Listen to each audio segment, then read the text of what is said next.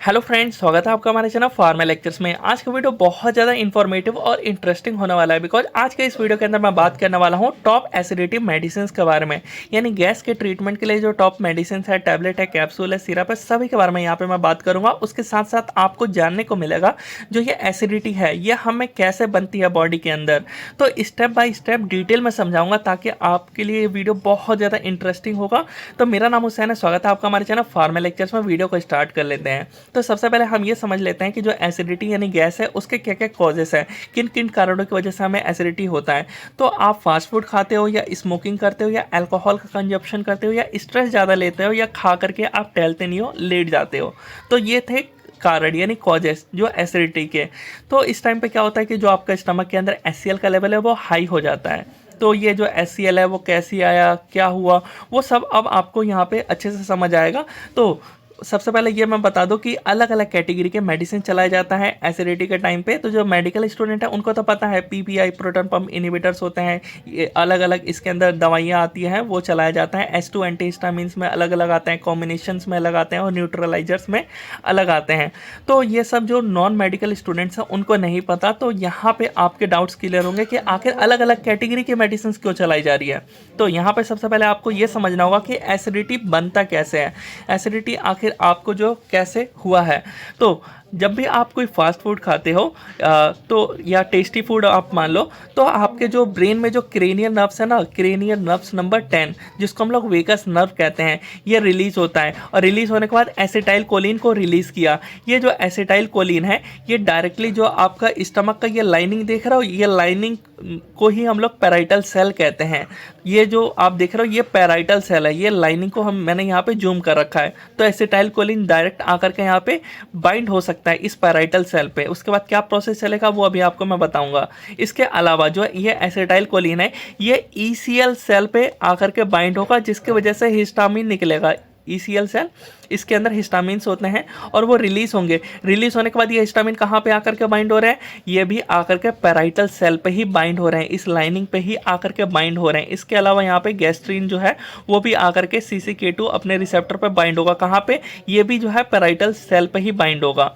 तो अब यहाँ तक आपका क्लियर हो चुका है, पैराइटल सेल पे आकर बाइंड हो रहे हैं। उसके बाद हो क्या रहा है, तो उसके बाद जैसे कि यहाँ पे आप हिस्टामिन देख रहे हो, तो इसके लिए जो ड्रग्स दी जाती है एंटीहिस्टामिन्स क्यों दी जाती है वो मैं बता रहा हूँ। तो हिस्टामिन जैसे ही आकर के यहाँ पे बाइंड हुआ, उसके बाद इसके अंदर जो है वो ATP प्रेजेंट होते हैं पैराइटल सेल के अंदर के साइड। इस ATP को जो है वो कैंप में कन्वर्ट कर देता है, CAMP। जैसे ही CAMP में कन्वर्ट हुआ, यहाँ पे देख रहे हो, ये क्या करेगा, PKA प्रोटीन काइनेस A को जो है एक्टिव करता है, जिसकी वजह से ये कैल्शियम लाने का काम करता है। जो PKA है उसका काम होता है कि जो कैल्शियम है वो जल्दी से आ जाए, और कैल्शियम आने की वजह से एक पंप होता है जिसको हम लोग कहते हैं H+K+ पंप, H+K+ पंप। यानी जो H+ है वो अब यहाँ से पैराइटल सेल से जो है वो कहाँ जाएगा, ल्यूमेन में जाएगा। ये ल्यूमेन आप देख रहे हो, ल्यूमेन क्या होता है, ल्यूमेन ये वाला पोर्शन है, ये वाला जो पोर्शन आप देख रहे हो ना, ये ल्यूमेन है। यहाँ पे क्या आ गया, H+ आ गया।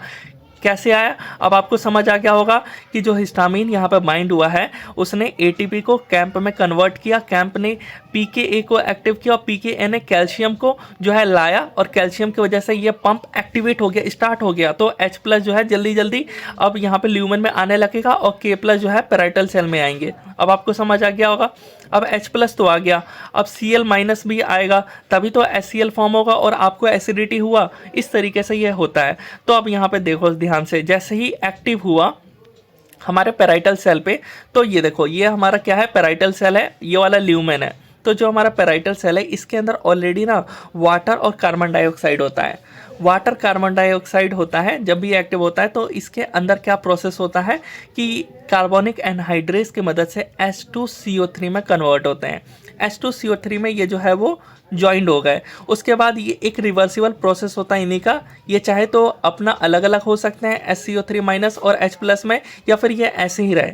तो ये जब अलग अलग होते हैं ना, तो ये जो H+ है, यही जो मैं आपको पंप समझा रहा था H+K+, आप सोचोगे कि H+K+ पंप कहाँ से आया, तो वो यहीं से आया कि ये H+ और यहाँ पे K+ जो है वो पंप है, और जो कि H+ बाहर जाएगा, K+ जो है अंदर आएगा। कब अंदर आएगा, जब यहाँ पे कैल्शियम्स आ जाएंगे तब। कैल्शियम लाने का काम किसका है, वो हिस्टामिन, वो एसिटाइलकोलिन, वो गैस्ट्रीन, उनका काम था।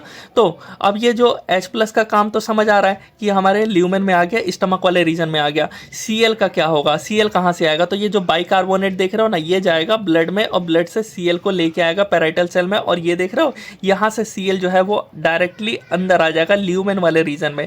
यानी ल्यूमेन में ऑलरेडी जो है वो H+ था और यहाँ से जो है वो H+ था, और Cl के आने के बाद ये दोनों जुड़ जाएंगे और HCl फॉर्म करके एसिडिटी जो है वो हाई हो जाएगी। अब आपको क्लियर हो गया यहाँ पे। तो यहाँ पे जो मेडिसिन के बारे में मैं बात कर रहा था प्रोटॉन पंप इनहिबिटर्स का, तो ये जो H+K+ पंप है ना, H+K+ पंप यहाँ पे ये स्टॉप करेंगे, रोकेंगे, ताकि जो H+ जाए ना स्टमक में, एसिडिटी फॉर्म नहीं होगी। उसी तरीके से यहाँ पे H2 एंटी हिस्टामिन्स है, तो जो हिस्टामिन जा रहा था एक्टिव करने के लिए पैराइटल सेल को, और कैल्शियम और अंदर ना जाए और पैराइटल सेल एक्टिव ना हो, तो वो प्रोसेस ना हो, जो ये वाला प्रोसेस हो रहा है, तो इस प्रोसेस को नहीं होने देने के लिए हम लोग एंटी हिस्टामिन ड्रग का यूज़ करते हैं। तो कैसे पहचानेंगे इन ड्रग्स को, प्रोटॉन पंप इनहिबिटर, जो कि प्राजोल लास्ट में आ जाए जिस भी ड्रग के एंड में, तो समझ लो पेंटोप्राजोल, रेबिप्राजोल, ये सब प्रोटॉन पंप इनहिबिटर है एसिडिटी के लिए। H2 एंटी हिस्टामिन जिसमें टिडीन आ जाए, रैनिटिडीन, फेमोटिडीन, सिमेटिडीन कॉम्बिनेशन में। अगर आपको वॉमिटिंग जैसा लग रहा है, क्योंकि एसिडिटी बनता है ना, तो हमें क्या होता है कि एसिड रिफ्लक्स होता है, तो कच्ची ढकार आती है, तो उस टाइम पे जो है वो पेंटोप्राजोल के साथ डोमपेरिडोन दिया जाता है। तो ये पेंडी, पेंटोप DSR, पेंटोसेक DSR अलग अलग आता है। और यहाँ पे जो आप देख रहे हो ना, डाइजिन का टैबलेट, डाइजिन का सिरप, ये न्यूट्रलाइजर्स होते हैं, जैसे कि सोडियम बाइकार्बोनेट Na2CO3। तो जब ये हमारे HCl के साथ रिएक्ट होगा ना, तो यहाँ पे जो आप देख रहे हो NaCl, ये अलग हो जाते हैं NaCl, और यहाँ से H2O और CO2 फॉर्म होता है। तो इस तरीके से जो है वो NaCl plus H2O plus CO2 form होते हैं जब भी ये हमारे पेट में जाते हैं, स्टमक में जाते हैं। तो क्योंकि इसके अंदर जो होता है ना, आप यहाँ पे देखोगे तो सोडियम बाइकार्बोनेट होता है, तो इस तरीके से ये अपना काम करता है। और NaCl ये फॉर्म कर रहे हैं, डैट मीन्स ये जो है डाइजिन या फिर सिरप टैबलेट, इनको जो है वो हाइपरटेंशन पेशेंट नहीं ले सकते हैं जिसका BP हाई होता है। तो यहाँ पे ये सब क्लियर हो गया, आपका मेडिसिन के बारे में क्लियर हो गया कि कौन कौन सी मेडिसिन दी जाती है, जिसमें एसिलॉक, फेमटेक, ये सब तो ब्रांड नेम्स होते हैं, बट अंदर जो काम करता है वो फेमोटिडीन, रेनाटिडीन काम कर रही है। जैसे कि यहाँ पे एक और बार आपको मैं क्लियर कर दूँ, यहाँ पे एंटी हिस्टामिन काम कर रही है यहाँ पे, और यहाँ पे जो प्रोटॉन पंप इनहिबिटर्स काम करते हैं।